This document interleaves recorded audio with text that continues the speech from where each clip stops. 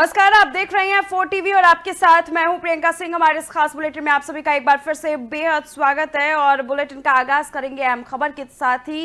चलिए सबसे पहला रुख कर लेते हैं दिल्ली की तरफ। दिल्ली हज कमेटी की चेयरपर्सन और बीजेपी नेता कौसर जहां ने आज इफ्तार पार्टी का आयोजन किया। इस आयोजन में सीएम रेखा गुप्ता, दिल्ली बीजेपी अध्यक्ष वीरेंद्र सचदेवा, कैबिनेट मंत्री प्रवेश वर्मा समेत डिप्टी स्पीकर और मुस्तफाबाद से विधायक मोहन बिष्ट, पूर्व केंद्रीय मंत्री शहनवाज हुसैन, सांसद कमलजीत सहरावत, बीजेपी के वरिष्ठ नेता जफर इस्लाम ने शिरकत की है। इसके अलावा किरेन रिजिजू और विधानसभा अध्यक्ष विजेंद्र गुप्ता भी इफ्तार पार्टी में पहुंचे। सीएम रेखा गुप्ता ने कहा कि बहुत अच्छा लग रहा है कि मित्र के यहां हम पहुंचे हैं। उन्होंने कहा कि ऐसा देखकर अच्छा लगता है कि हमारा देश सामाजिक सद्भाव आगे बढ़ रहे हैं और तरक्की कर रहे हैं। सीएम ने आगे ये भी कहा कि इस देश में सबके लिए जगह है, सबके दिल में जगह है। भारत एक बहुत बड़ा लोकतांत्रिक देश है।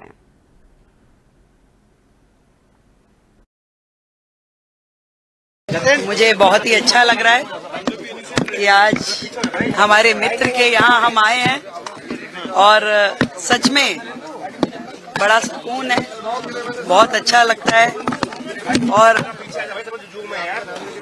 सामाजिक सद्भाव के साथ देश आगे बढ़े, तरक्की करे और इस देश में सबके लिए जगह है, सबके दिल में जगह है। भारत एक बहुत बड़ा लोकतंत्र है और इस लोकतंत्र में हम सबको शांति के साथ, सौहार्द के साथ, प्रेम के साथ आगे बढ़ना है। देखिए, रमजान का महीने चल रहे हैं और इफ्तार में दावत देना और उसमें आना खुशी की बात है। हमारा दिल्ली हज कमेटी के चेयरपर्सन कौसर जहां ने, उनके पूरे टीम ने बहुत खूबसूरत यहाँ इफ्तार पार्टी रखा है। तो हम लोग रमजान का महीना तो चल रहा है और इस समय इफ्तार पार्टी भी करते हैं। देखिए, त्योहार तो साथ चलते रहते हैं, कभी कोई विवाद है ही नहीं। कुछ लोग विवाद करते हैं। देखिए, पूरे यूपी और संभल में सब कुछ संभल गया, लेकिन झारखंड में नहीं संभला। तो सरकार की नियत थी कि सब त्योहार अच्छे से मनाए जाएं, एक दूसरे के त्योहार में शामिल होते हैं, एक दूसरे से खुशी बांटते हैं। इसमें कभी विवाद नहीं रहा है। खुशी का अवसर है कि हम कौसर जहान, जो हमारी हज कमेटी की चेयरपर्सन है, उन्होंने यहाँ पर इफ्तार पार्टी रखी है और मुझे भी आने का मौका मिला है इस खुशी के मौके पर। तो मैं यही कहूँगा कि ये जो सब लोगों का मिलना है इस जगह पर, ये इस बात का एक सीधा एक वो है कि कितने सौहार्द से दिल्ली के अंदर ये सरकार काम करने वाली है। मुझे बहुत ही अच्छा। चलिए आगे बढ़ते हैं। बात अब उत्तर प्रदेश की करेंगे। उत्तर प्रदेश में मुख्यमंत्री योगी आदित्यनाथ लगातार विकास कार्यों की यहाँ पर देखें तो विकास कार्यों को लेकर के तेज गति को बढ़ावा दे रहे। इसी बीच सीएम योगी कई योजनाओं का शुभारंभ करेंगे। कानून व्यवस्था की समीक्षा भी लेने वाले हैं मुख्यमंत्री योगी आदित्यनाथ। 17 मार्च को सहारनपुर सीएम योगी आदित्यनाथ जाएंगे और वहां पर वो कई सारे योजनाओं को लेकर के अपनी तरफ से तमाम प्रतिक्रियाएं रखेंगे। कानून व्यवस्था की समीक्षा भी करते हुए मुख्यमंत्री योगी आदित्यनाथ नजर आएंगे।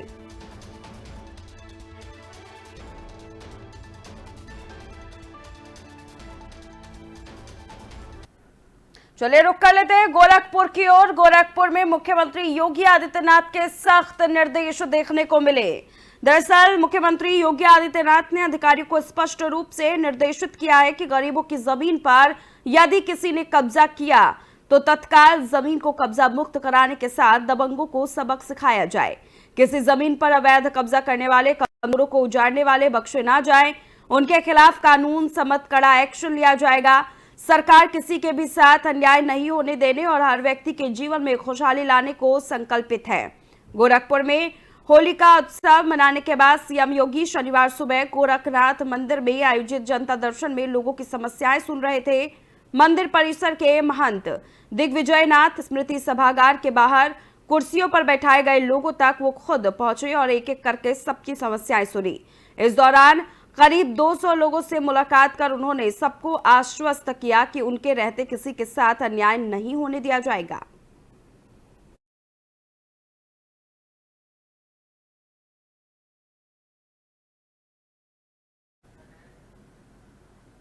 तो सियासी पारा हाई है और इसी बीच चलिए रुख कर लेते हैं बलरामपुर का, जहां पर इसी सियासी पारे को लेकर के तमाम तस्वीरें देखने को मिल रही है। सपा नेता हसीब खान ने आम जनता के बीच जाकर के लोगों से एक अनूठी मिसाल भी पेश की है।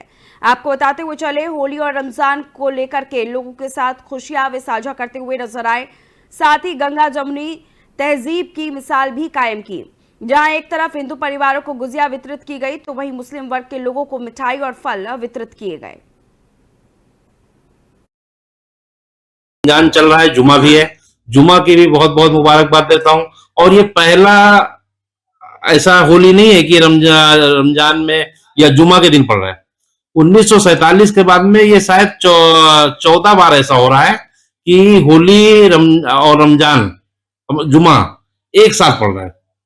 पहले भी जुमा को होली पड़ चुका है, ऐसा नहीं हुआ कि नहीं हुआ। और हिंदुस्तान इसीलिए जाना जाता है कि यहाँ का जो हिंदू है, यहाँ का जो मुसलमान है, गंगा जमुनी तहजीब के साथ अपना होली भी मनाता है और ईद की नमाज भी लोग अदा करते हैं। इसीलिए हिंदुस्तान पूरी दुनिया में गंगा जमुनी तहजीब के लिए माना जाता है। और कल फिर ये हिंदुस्तान साबित करके दिखा देगा कि ये किसी के बहकाए में नहीं आने वाले, ये किसी के उपद्रवियों के कुछ स्टेटमेंट में नहीं जाने वाले, ये गंगा जमुनी तहजीब को मानने वाले लोग हैं। और प्यार से कल होली भी मनाएंगे और जुमा की नमाज भी अदा करेंगे। तो बिहार में इस वक्त सियासी पारा हाई है। चुनावी माहौल के बीच में लगातार आरोप प्रत्यारोप का दौर भी जारी है। इसी कड़ी में केंद्रीय मंत्री नित्यानंद राय का बयान सामने आया। अपने बयान में उन्होंने कहा कि आज बिहार में कुछ लोग ऐसे हैं जो बिहार को बदनाम करने में लगे हुए हैं, यानी जो लालू प्रसाद यादव, राबड़ी देवी जी का शासनकाल था, जिन्होंने बिहार को बीमार कर दिया था और विकास से काफी दूर रखा था, वैसे लोग यानी आरजेडी कांग्रेस वाले लोग बिहार को बदनाम करने की कोशिश कर रहे हैं। बिहार विकास के रास्ते पर है, यहाँ रोजगार के अवसर मिल रहे हैं। केंद्र सरकार की सारी योजनाओं को नीतीश कुमार जी लागू कर रहे हैं। बिहार की जनता अब जंगल राज और जातिवाद को उब चुकी है, इसीलिए आगे के दिनों में आरजेडी कांग्रेस का सुपड़ा साफ होगा और डीएनए यहाँ बताया जा रहा है कि एनडीए यहाँ पर फिर से एक बार प्रचंड बहुमत से सरकार भी बनाएगी। में बिल्कुल बिहार का विकास दिखता था। नीतीश कुमार जी के नेतृत्व वाली एनडीए सरकार की विधि व्यवस्था दिखती थी। और आज बिहार में कुछ लोग ऐसे हैं जो बिहार को बदनाम करने में लगे हैं। वही लोग जो अपने 15 वर्षों के शासनकाल में, यानी कि जो लालू जी का, राबड़ी जी का शासनकाल था, जिन्होंने बिहार को बदनाम कर दिया था, बीमार कर दिया था, विकास से काफी दूर रखा था, वैसे लोग बिहार के विकास को जो नहीं देख पा रहे, नहीं सह पा रहे हैं, यानी तेजस्वी यादव, आरजेडी के नेता, कांग्रेस और कम्युनिस्ट वाले लोग, वह फिर से बिहार को बदनाम करने की कोशिश कर रहे हैं। बिहार विकास के रास्ते पे है। माननीय प्रधानमंत्री श्री नरेंद्र मोदी जी के आशीर्वाद से, उनके विशेष कृपा से बिहार का भाग बदल रहा है। यहाँ रोजगार के अवसर मिल रहे हैं। केंद्र सरकार की सारी योजनाओं को नीतीश जी की सरकार लागू कर रही है। बिहार के लोग अब जात पात से ऊपर उठकर विकास की राजनीति में विश्वास करने लगे हैं। सभी अपने बच्चों का भविष्य चाहते हैं और उनको मालूम है कि हमको अपने बच्चों के भविष्य को बनाना है। मैं बिल्कुल तो लगातार दबंगों के हौसले बढ़ते जा रहे हैं, अपराध पैर पसार रहे हैं और इसी बीच तस्वीरें हम अलीगढ़ से आपके साथ साझा कर रहे हैं। अलीगढ़ महानगर के थाना क्वारसी क्षेत्र के केला नगर चौराहे पर एक ई रिक्शा चालक की गोली मारकर के हत्या करने का सनसनीखेज मामला सामने आया है। बताया जा रहा है कि शाम को ही ई रिक्शा चालक मस्जिद ई रिक्शा चलाने के लिए घर से निकला था, तभी किसी बात को लेकर विवाद हो गया और दबंगों ने मस्जिद को गोली मार दी। गोली की आवाज सुनते ही आसपास के लोगों में हड़कंप मच गया। गोली लगने से घायल ई रिक्शा चालक मस्जिद को जेएन मेडिकल लाया गया, जहां डॉक्टरों ने उसे मृत घोषित कर दिया। मौके पर पहुंची इलाका पुलिस और फॉरेंसिक टीम ने जांच पड़ताल कर मृतक युवक मस्जिद के शव को कब्जे में लेकर पोस्टमार्टम के लिए भेज दिया और युवक के परिजनों को सूचना भी दे दी।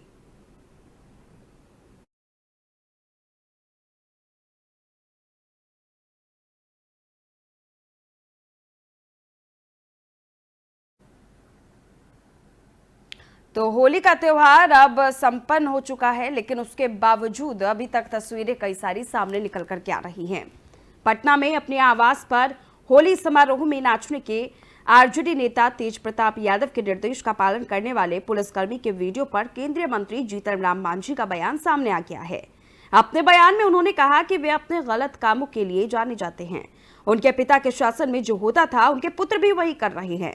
बिहार के लोगों को समझना चाहिए कि अगर उन्हें सत्ता मिली तो ऐसा ही होगा। वे अधिकारियों और पुलिसकर्मियों का अपने तरीके से इस्तेमाल करेंगे और अगर वे नहीं मानेंगे तो उन्हें सस्पेंड करने की धमकी देंगे। बोल सकते हैं कि उन लोग गलत काम के लिए ही जाने जाते हैं। उनके राज में, उनके पिताजी के राज में क्या क्या एक अन्य मार्ग में होता था वो सब आप लोग जानते हैं। तो उनके सुपुत्र हैं तो वही ऐसा करते हैं तो गलत क्या करते हैं। और यही बिहार की जनता समझे कि यदि उनके हाथ में सत्ता किसी तरह से चल जाए, हालांकि जाने की उम्मीद नहीं है, तो ऐसा ही होगा कि यहाँ के पदाधिकारियों का, यहाँ के पुलिसकर्मियों को अपने ढंग से यूज करेंगे और नहीं करेंगे तो किसी को सस्पेंड कराने की बात करेंगे, किसी को और कुछ कर देने की बात करेंगे। तो ये तो एनआरकी के लोग द्योतक हैं और 2005 के पहले देखा गया है। और फिर वो लोग यही सोच रहे हैं कि एक बार मौका मिले, जबकि बिहार की जनता इतना सजग हो गई है कि उन लोगों को मौका देने की स्थिति में नहीं है। इधर नीतीश कुमार जी लगातार कार्य कर रहे हैं प्रगति यात्रा के माध्यम से, बोल सकते हैं। चलिए अब एक रुख कर लेते हैं महोबा की ओर, जहां पर प्रशासन की एक नई तस्वीर, एक नई झलक देखने को मिली है। रंगों की होली का एक नया रंग देखने को मिला है। दरअसल खबर महोबा से है, तस्वीरें भी महोबा से है। पुलिस ने अनाथालय जाकर के बच्चों के साथ होली मनाई। प्रभारी यातायात ने अनाथालय में बच्चों के साथ होली खेली। टोपी और मिठाइयां बांटकर होली की शुभकामनाएं वे बच्चों को देते हुए नजर आए।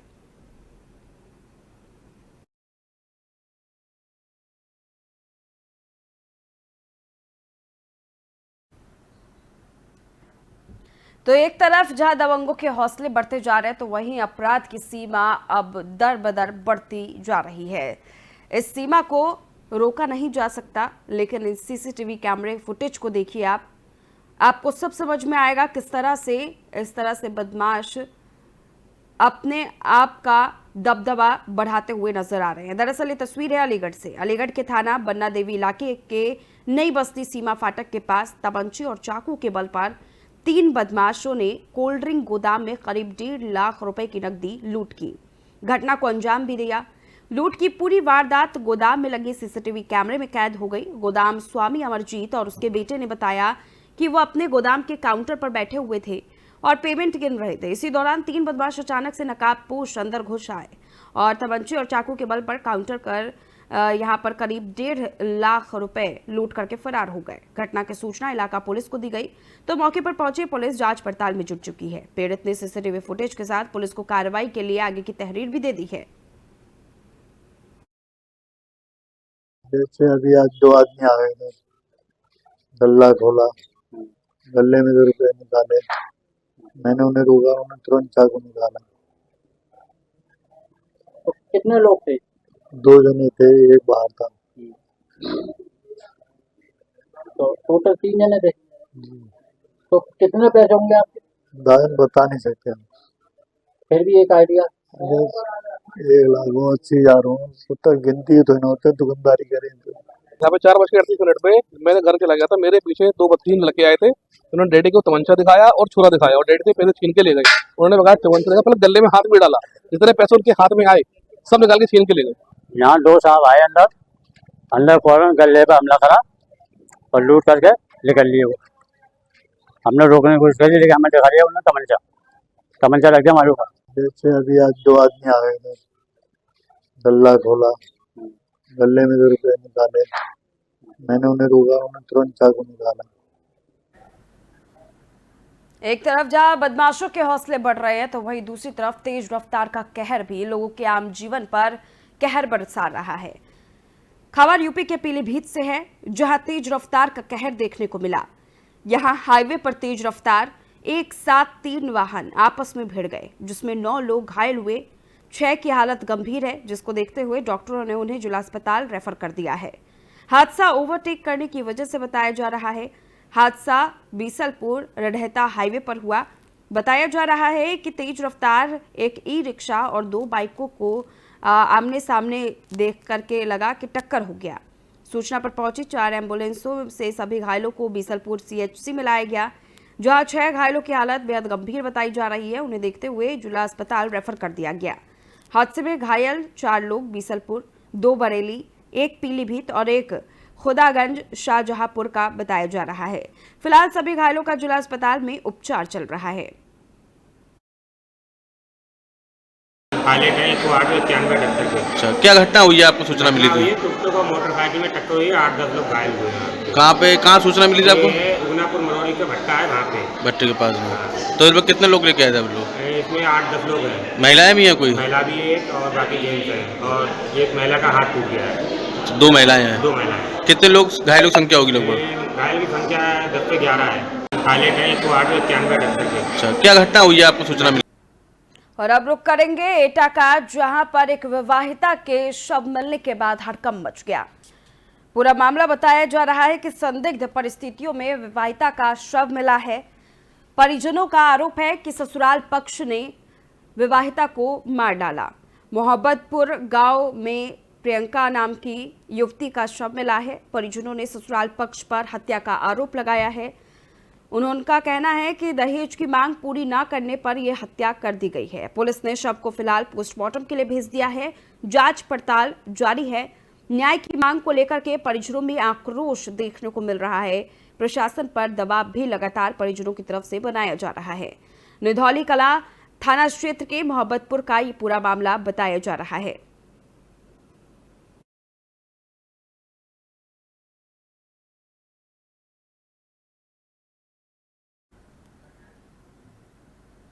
तो कहीं होली का रंग खुशियों के त्योहार के रूप में रहा, तो उसी होली के रंग में कहीं पर लोगों की जानें भी जाती हुई नजर आई। एक और तस्वीर हम आपके साथ साझा कर रहे हैं कानपुर से। कानपुर देहात में होली के दिन एक बड़ा दर्दनाक हादसा हुआ। दरअसल जिस वक्त लोग होली के रंगों में सराबोर थे, ठीक उसी वक्त 5 दोस्त सचिन, जतिन यमुना नदी में नहाने के लिए कूदे और बहाव में बह गए। घंटों मशक्कत के बाद गोताखोरों ने एक युवक को जिंदा निकाला और उपचार के लिए अस्पताल में भर्ती कराया, जबकि 3 युवकों की डूबकर मौत हो गई। वहीं एक युवक अब भी लापता बताया जा रहा है, जिसकी तलाश गोताखोर कर रहे हैं। हमारे कस्बे के लिए बड़ी दुखद घटना थी। सुबह का टाइम था, एक परिवार में उनके बाहर से भी रिश्तेदार कुछ आए हुए थे, गांव के कुछ अन्य लड़के भी थे। उनके साथ कुछ बच्चे जो है जमुना जी नहाने के लिए गए। इसमें एक बच्चा पहले डूबता है, उसके बाद में एक को बचाने के लिए 3-4 बच्चे और भी डूब जाते हैं। इसी तरह 2 बच्चे और कुछ नाविकों के सहारे से 1 या 2 बच्चे बता लिए जाते हैं। बाकी 3 बच्चे वहीं पे जो है उसी गंगा जी के जमुना जी की गोद में समा जाते हैं। उसके बाद में एक बच्चा को 1 घंटे बाद, आधे घंटे बाद रिकवर कर लिया गया। एक बच्चा कल शाम टाइम रिकवर किया गया और एक बच्चा अभी तक रिकवर नहीं हो पा रहा है, जिसके लिए हमारे जिले की टीम, हमारे जल सेना, हमारी पुलिस, हमारे CO साहब, पूरे स्थानीय पुलिस सब लोग लगे रहे, जिसके लिए कल रात तक, और हमारे कस्बे के सारे लोग इसमें लगे रहे। पूरे कस्बे ने कल जो हमारे होली का त्यौहार नहीं मनाया, आज भी लोग बड़ा दुखित हैं। हमारे चलिए अब एक तस्वीर आपको भागलपुर से दिखाते हैं। भागलपुर में ग्रामीणों का गुस्सा फूटा। आपको बताते हुए चले, भागलपुर DSP कल्याण आनंद की तरफ से एक प्रतिक्रिया सामने आई, जिसमें वे कहते हुए नजर आए कि रात में अंतिचक थाना क्षेत्र स्थित कासड़ी गांव में पुलिस वाहन पर कुछ ग्रामीणों ने पथराव किया। जब पुलिस लोगों को शांत कराने में जुटी, तो अचानक उनके वाहन पर पथराव हुआ।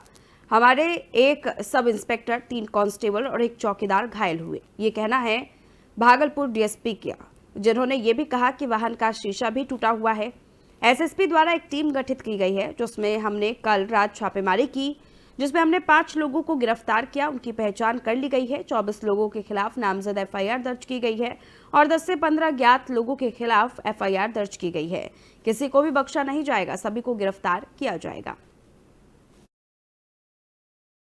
रात्रि में कासरी गांव में अंतिचक थाना में जो कि पड़ता है, वहां पुलिस की गाड़ी पे कुछ पथराव किया गया था कुछ ग्रामीणों के द्वारा।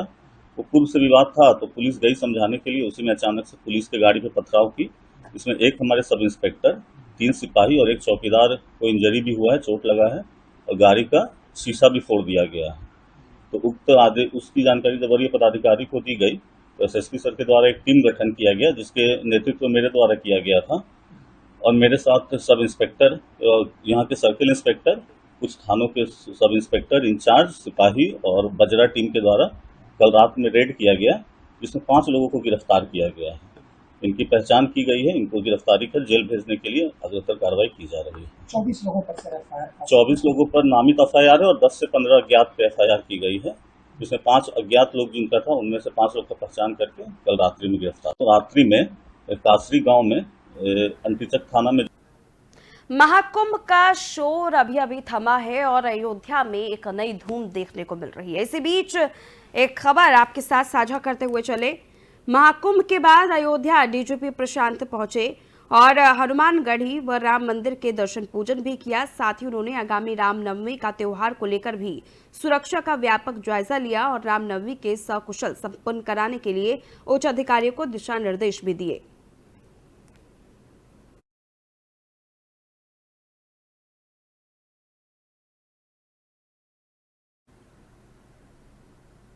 होली की धूम आप सभी ने देखी। पूरे देश में होली का रंग देखने को मिला और इसी उत्सव को और भी ज्यादा सुंदर और भव्य बनाने के लिए, पूरे सद्भाव के रूप में मनाने के लिए कई वर्षों से आयोजित होने वाली फूलों की होली का आयोजन किया गया।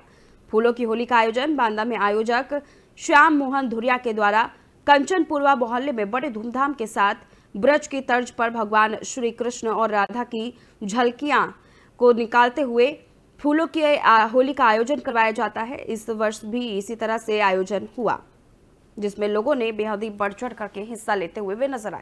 तस्वीरें आप देख सकते हैं, बेहद ही मनमोहक तस्वीरें बांदा से निकल करके आई।